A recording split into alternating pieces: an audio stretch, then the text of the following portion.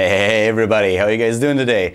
More Heroes of the Storm action on Khaldor TV, and today we have a pretty awesome game. We have a revenge match. The last time that Arthas met NaVi, Arthas absolutely destroyed the European top team. NaVi just wasn't prepared for the aggression of the Russian team and they had no idea what was coming. That blood for blood combo that Arthas really loves to play completely took NaVi apart.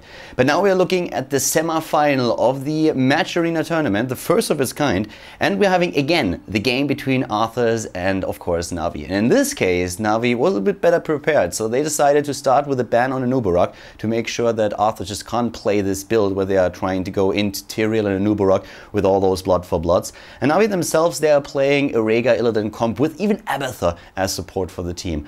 On the other hand, then again, we have Arthas suddenly changing the entire lineup that they have completely up and starting to add Thrall into the composition instead of Anubarak. So a very, very interesting comp from both of the teams, and we're going to find out right now if NaVi can finally beat Arthas or if the Russian team can once again complete with the victory against NaVi.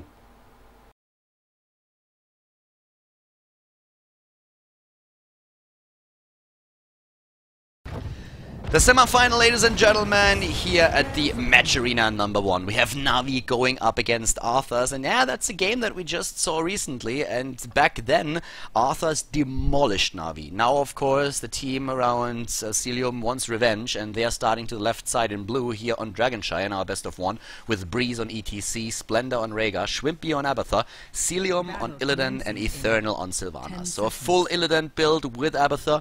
To the right side of the map, though, we have Stalk on Tyrell for Arthas, Unstable on Vala, Kuni-chan on Thrall today, Anilendi on Jaina, and Sefkaja on Wither. Pretty cool game already here, just for the talents that or for the heroes that we see. I like it. We're having a comeback on Thrall, and we're also seeing Abathur again in the game, going here on level 1 for the survival instincts, by the way. So we could see a bit of backdoor attempts later on with level 16 especially.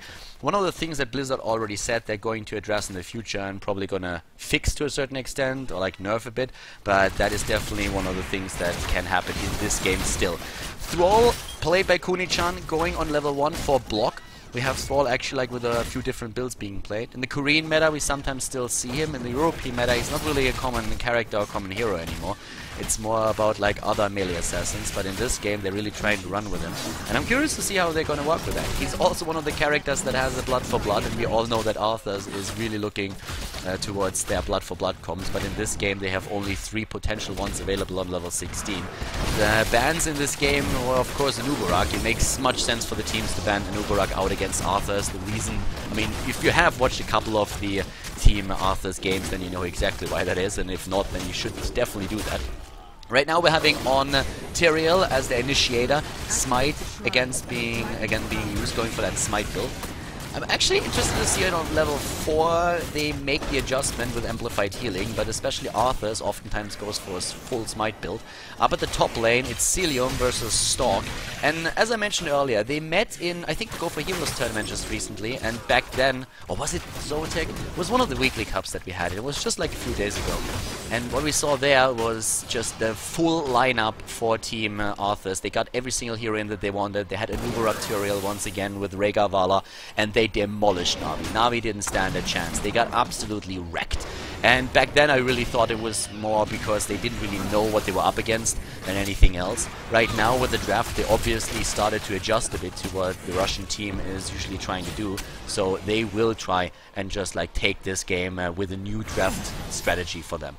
Level 4 talents coming to play right now, and that's the full Smite build once again. So as already expected, not the Amplified Healing on the side of Team Arthas, which we kind of expected already here.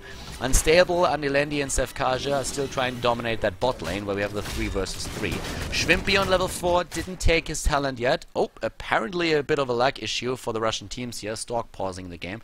Gives us an opportunity to talk about the talents just real quick while they are fixing the issues. Up to the top we're having Celium and Stalk still fighting for the shrine. As you can see here, it's still the temple, or not the temple but the shrine in favor of NaVi. The bot lane is where they're currently struggling. They have with Shwimpy playing Abathur, not a third hero, like a life bar you want to say, on the map. and that's always a bit of an issue. We're having them with vision now. There's the Adrenal Overlord, by the way, taken, so they go for the symbiote speed. We're not seeing them going into the global mines here, which is more the backdoor attempt that you're trying to go for. Eternal is already pushing Sefkaja back as the rest of the team rotates into the mid. Actually, are they starting to go to the top? Haha!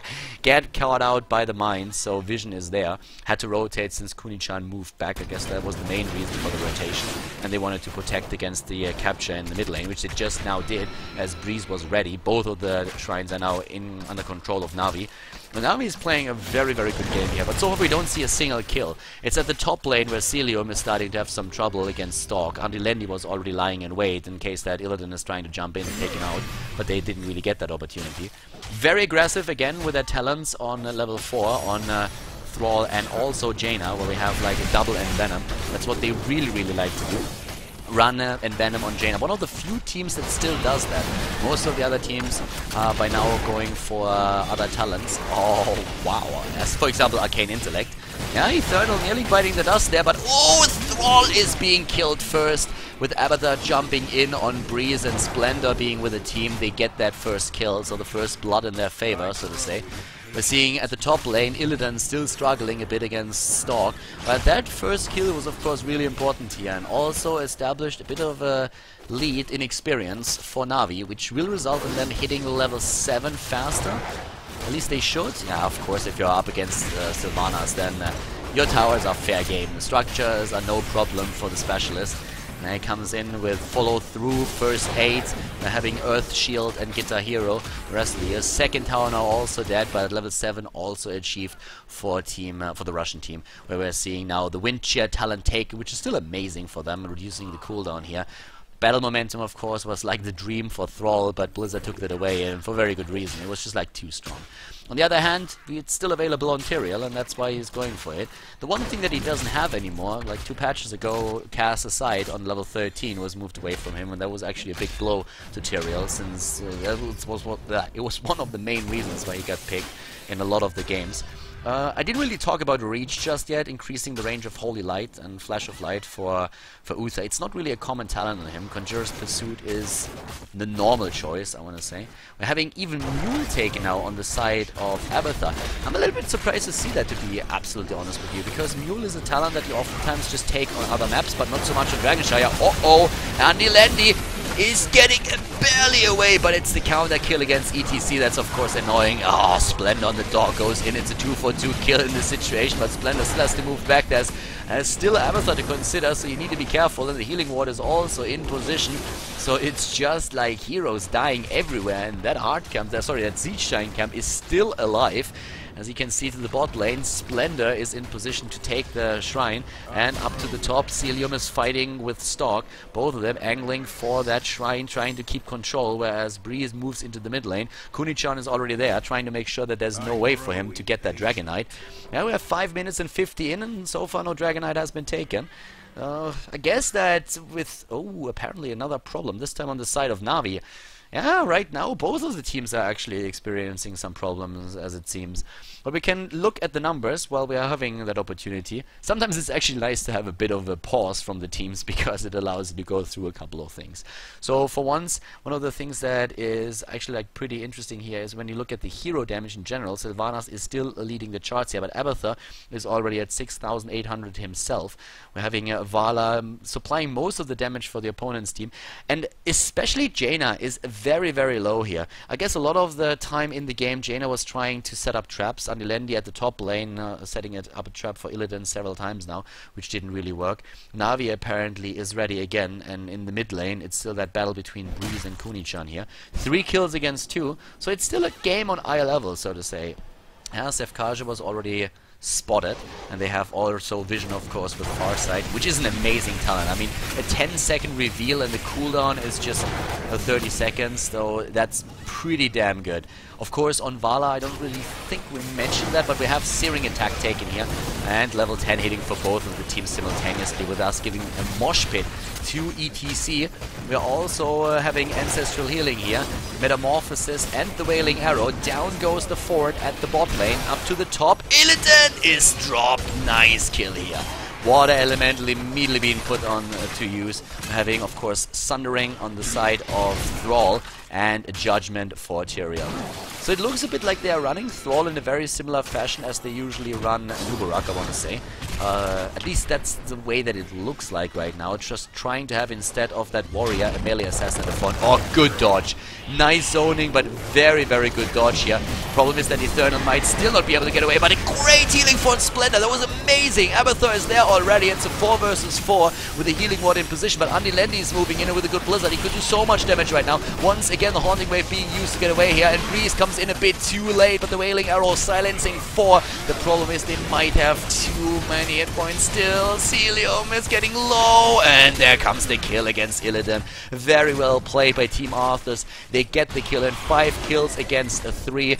Still a couple of them taken very low, but you can tell that with them surviving here, that's all that they needed to do. Kuni-chan actually is really inviting trouble, since he's still staying there, and Eternal jumps in and takes FKJ down, but the Wolf is hitting him hard. Splendor, on the other hand, is trying to slow down. The cleanse by Uther, and he gets away in the last second. Both of them TPing away in the safety of the tower. Could, of course, move those last few inches as well, but they don't really have to. At the top lane, Shrimpy was moving in to take the shrine, which he did. So now we have, again, 2 shrines under the control of NaVi. They are just a little bit behind in experience. So even though we have more kills right now for Team Arthas, the Russian team is not really too far ahead. The Monstrosity has been chosen, so that allows a bit of split push for the team.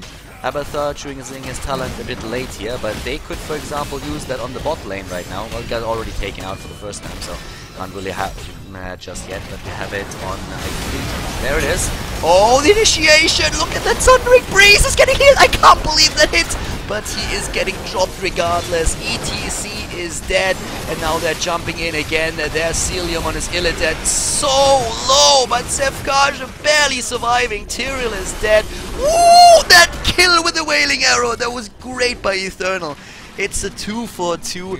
Really well played here. Great job by Sylvanas. But that heal, oh my god, I can't believe that Splendor got that ancestral healing in the last second there. Both of the teams hitting level 13 at exactly the same time. A great game already.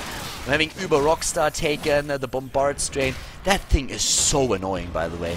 Like, it's just crazy how much damage you can dish out with Abathur against structures if you use that. We're having on the Sylvanas again Spell Shield. It's really becoming an extremely popular talent when you're up against the Jaina composition. And of course there's much more than only Jaina when it comes to burst damage and spell damage here. Feral Lunge taken on Rhaegar. We're having Frost Shot for Vala with a multi-shot build, no big surprise. And on Kuni-chan in this case, for his Thrall, we're seeing next to Wind Shear the Grace of Air, where you have the twice as many stacks of the Frost Wolf Resilience, which is also pretty awesome for the self heal that you have. Celium at the top lane, currently trying to get one of those shrines in, and yeah, we didn't have a single Dragonite. There was not a single Dragonite in the game just yet. Stalk is very much alone on the map, by the way, and on level 13, he took Imposing Will here for his W. This is a pretty cool game. Shrimpy gets away. We had 2 of the heroes moving in from the back trying to take down Abathur. They didn't get that chance. A 5-man move to the bot lane trying to claim that fort, and they will be able to do that. But to the top, we already had the same thing going on for the opponent. There comes Shrimpy again. They should really take down these walls. If you play Abathur, you want to make sure that your team takes down those walls so that you can at least make sure that your opponent doesn't see you. So I'm a bit surprised that they don't do that. But Abathur is very far out right now to get some more experience. And also, of course, bring those locusts into play. We're having down here. Nice. There comes Stalk. I could use his heroic, doesn't really need to do that just yet, but keep in mind that we have the Locust Strain coming in, and we also have at this point the Monstrosity doing some work. He didn't really jump in with the Symbiote into any of his teammates because he didn't have to.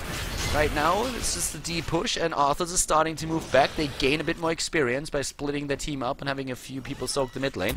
But over here, that keep is starting to be exposed, and with the Locust Strain still moving in, that's the problem. Breeze is getting healed in the last second again. Illidan jumping in with the Metamorphosis. They're going straight for it, but a very good Very good. Rain of Vengeance dropping at least Celium down in hit points, but they get the kill against Tyrael, and that was an important one. The Water Elemental is nearly gone. Everybody is extremely low. Celium is jumping in again, trying to take down Anilendi, and he gets him. Jaina dead, and once again they jump in. It's a 3-4-4 at this point.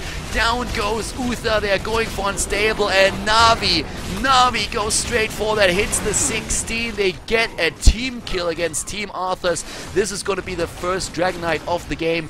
We're having now the Locust Brood used and immediately put into action to drop that top keep, or at least put pressure on it. A double blood for blood, and the Dragonite is most likely going to go straight through the middle and drop another 4 tier. Double blood for blood also on the side of Arthas. We're having now the Cold Embrace taken on Sylvanas on 16.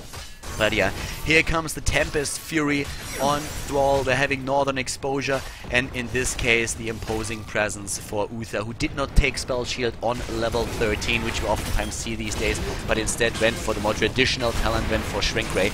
But yeah, that last battle, so good for NaVi. That was really, really good. So far, everybody just moving away through the map. We are having Shrimpy still on his Abathur, pushing in the Locust and trying to take down this one. Still, there are currently walls everywhere, and I still find it surprising considering that they are running it with Abathur. Celium is getting low, gets no help there, and Illidan is dead. But Vala got killed already to punt away, so Kunichan needs to move in again. Eternal is jumping out of the fight. Breeze is just rushing back to safety, or trying to in this case. But for now, Sefkage is extremely low, needs to heal himself, and so he does. No Benediction on Uther is still a bit weird, but then again, with imposing presence on the team, he is keeping himself safe, and that allows him to just negate a lot of the pressure that Navi was trying to push onto the healer. The keep over here already very, very low in ammunition, but didn't really suffer any damage just yet. The bot lane, that's where we are seeing the Bruiser camp taken by Navi. Navi really gaining a bit of momentum here. 11 kills against 9 though, so this is still a very, very even game. It's just that experience lead with that team wipe that happened earlier that Navi was able to establish themselves. Oh yeah, Kunichan needs to be careful with only 2 heroes. At this point, they need to be really careful because Abathur can just simply jump in. And there it is again, the walls spotting Abathur. So that's one of those tricky parts. You don't really want that to happen. They need to take those down later on, I feel. But right now it's tricky for Arthas to really rotate somebody over there because there's the pressure happening at the bottom lane with one of the Siege Giant camps already taken, and they're trying to go for the next one. But they're moving in to at least take down the Monstrosity. Those Locusts are so annoying, and I mean the siege damage on Abathur is really starting to accumulate here. 87,000, and we have 80,000 on Jaina with the Blizzard against the minion waves. But of course Abathur, with those triple Locusts that he has since he hit that level 16 talent, is going to just rack those siege damage points up very, very soon. In terms of talents, what both of the teams are aiming for now is level 20, and that's where Navi is really having a big, big advantage since they're so much closer now. This is still a best of 1. Sefkage needs to move back against the triple Locust is there, and we're also having quite a few mines that help against that hard camp already, at least to a certain extent. The Locust, I don't think it would probably have been happier if they would have attacked the keep, which doesn't happen here, but at least they help, so to say, with the deep push. Even jumping with the Symbiote into one of the Locusts to make sure that the mage is not going to get anywhere.